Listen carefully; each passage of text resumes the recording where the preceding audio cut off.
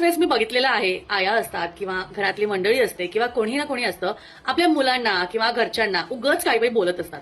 म्हणजे कसं असतं, उगच शिव्या देणं, उगच वाईट बोलणं. पण मला काय म्हणायचंय, बरेचसे जण असं असतं की काय करतात की तू असाच आहे, तू हेच आहे, तू असंच करतो, तू तसंच करतो, असं जेव्हा आपण बोलतो ना, तेव्हा आपल्या घरातली वास्तू, मग तुम्ही भाड्याच्या घरात राहता किंवा तुम्ही स्वतःच्या घरात राहता, तेव्हा तुमच्या घरातली वास्तू जी आहे ती तथास्तू म्हणत असते. आणि तथास्तू म्हणजे काय, की तुझी इच्छा पूर्ण होऊ दे, अशा पद्धतीने वास्तू आपल्याला आशीर्वाद देत असते. मग मला सांगा, जर का तुम्ही तुमच्या मुलाला, तुमच्या नवऱ्याला, तुमच्या बायकोला, तुमच्या घरच्यांना काहीही जर का वाईट बोलत असाल, शिव्या, शाप किंवा वाईट गोष्टी, अपशब्द बोलत असाल, तर ते शब्द तुमच्यासाठी खूप खूप वाईट प्रयोग घेऊन आणू शकता किंवा त्याच्यामुळे तुम्हाला खूप वाईट दिवस सुद्धा बघायला मिळू शकतात.